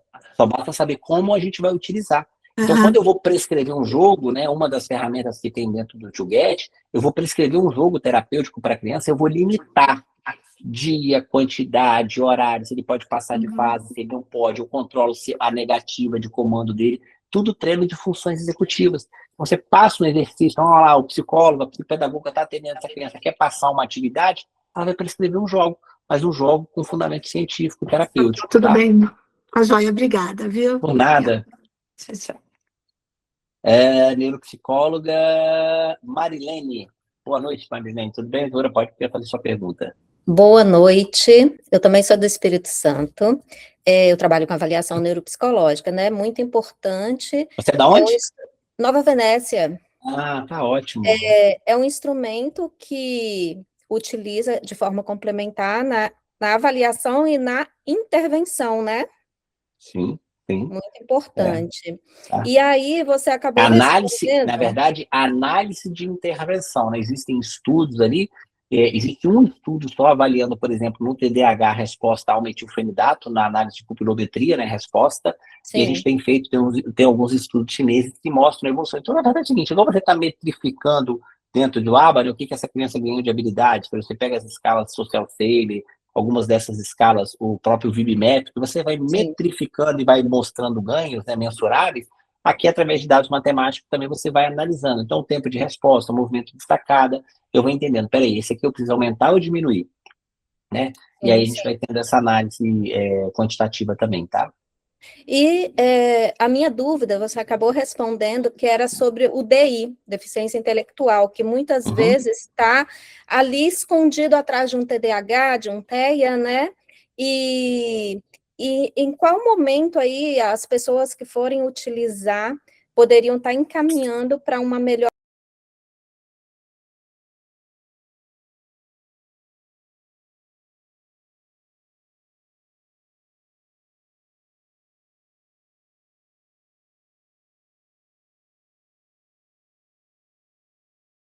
Com aquela semiologia, o ouro da questão aqui é pegar a semiologia desses termos e entender movimento de tacada, pró-sacada, movimento, né, de fixação, né, tudo isso é importante. Aí eu vou extrair os dados do que eu quero. Tem uma suspeita de uma deficiência intelectual, o teste padrão ouro hoje no Brasil validado, é o PISA. Então, você vai aplicar as avaliações para metrificar, então, o coeficiente de inteligência desse paciente, tá? Sim, sim, muito importante, obrigada. Por nada. Quem agora? Carla Ramalho de Assis. Doutora Carla, por favor, sua pergunta. Boa noite a todos. Eu sou assinante do TwoGet desde o início, desde a primeira oferta. Eu fui daquelas que pegou aquela super oferta para ficar em cima do pessoal do suporte. Aliás, eu dou maior apoio. O pessoal do suporte é um amor. Eles realmente Obrigado. eles conectam, ficam ali dando assistência, etc. E aí eu dei um monte de sugestão também. Mas eu fiquei com algumas dúvidas. Primeiro, existe um letramento para a gente interpretar esse movimento de sacada, essa assimetria pupilar, etc., esses termos que você apresentou na aula, dentro da emissão desse relatório, da análise? É a primeira pergunta. A segunda é... Peraí, repete sua pergunta, por gentileza.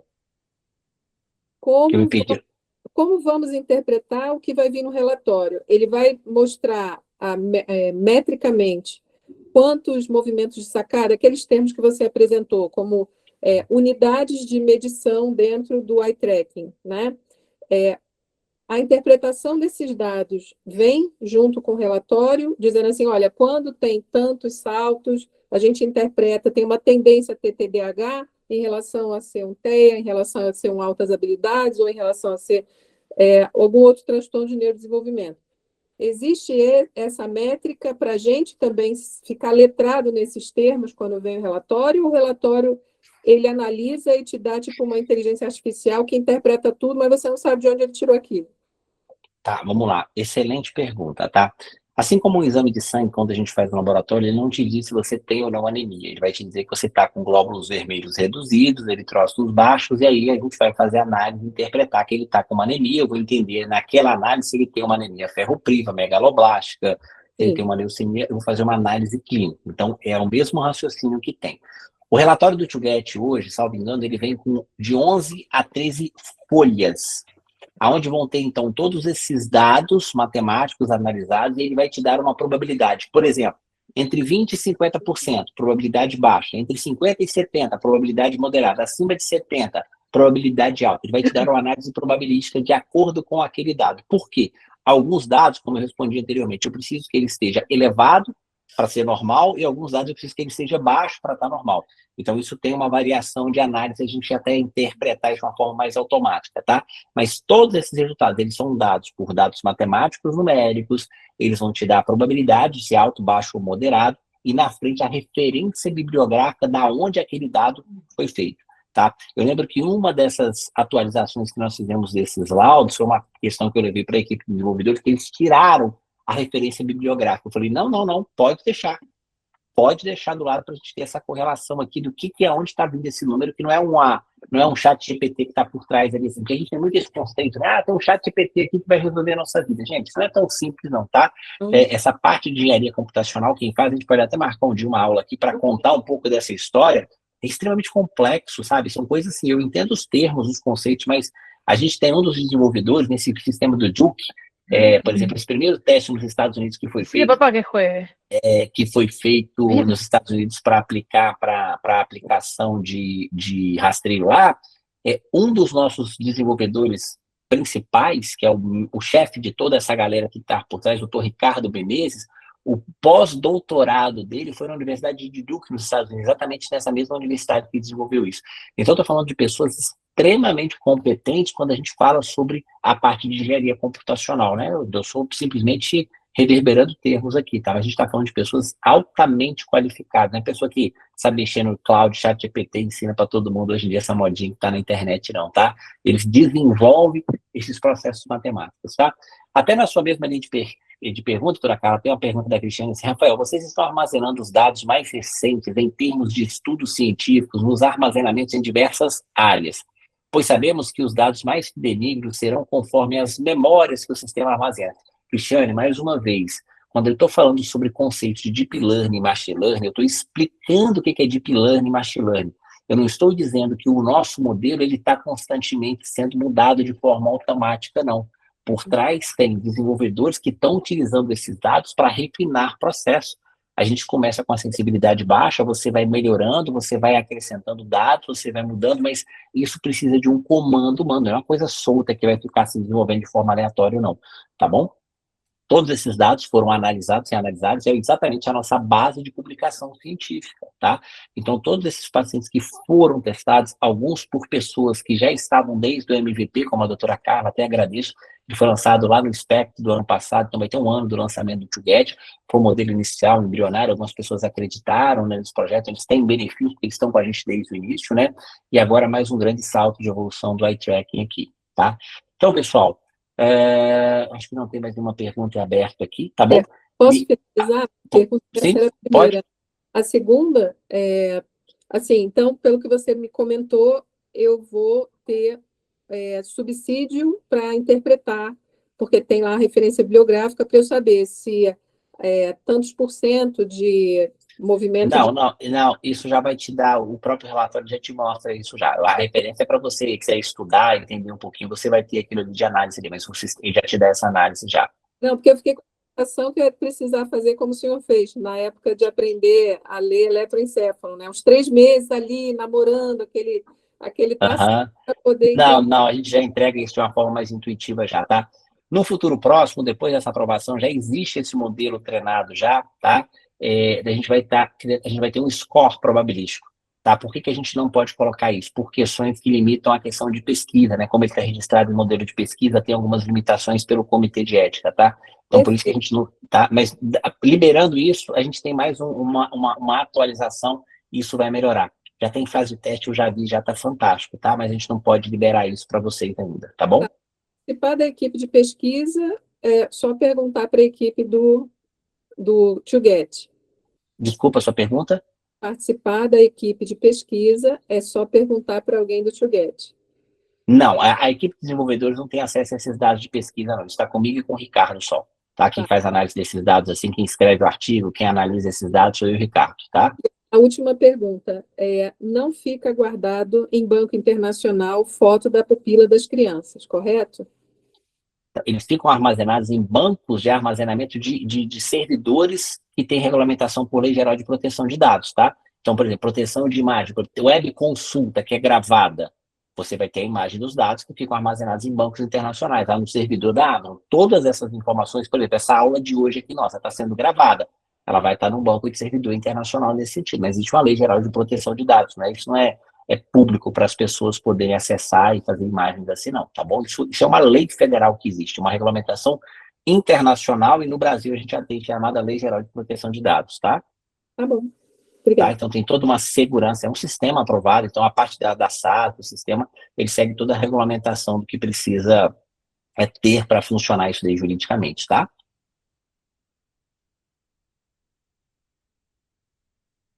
Ó, tem a Soraya dizendo, no meu caso, enquanto psicopedagogo, o ideal seria oferecer o uso do app com um valor à parte do pacote da avaliação. Qual valor vocês sugerem? Depende muito da região, tá, Soraya? A gente tem trabalhado no valor de 250 a 400 reais essa avaliação. Acho que não precisa ser mais do que isso, não, tá bom? Isso já cobre bem os custos. Ah, posso aplicar ali. Se você compra numa escala maior, por exemplo, quando tiver liberado esse token, vai a 40 reais, você compra uma quantidade, vai ter os pacotes certinho, pode oferecer isso a 100 reais, 120 reais, como uma complementação, né? você for imaginar alguns desses testes que vocês pagam para fazer as avaliações, por exemplo, os testes patenteados, eles variam de 60 a 120 reais, mais ou menos, não é isso? 80, 60, vocês pagam lá para o holográfico, lá direitos autorais de algumas escalas para aplicar esse valor. Então, pode seguir essa mesma lógica, tá bom? Para o paciente. Pode ser uma coisa, gente, assim, a ideia disso aqui é democratizar para todo mundo, tá? Então, assim, eu vou ter uma tecnologia única que eu vou cobrar 5 mil reais de teste.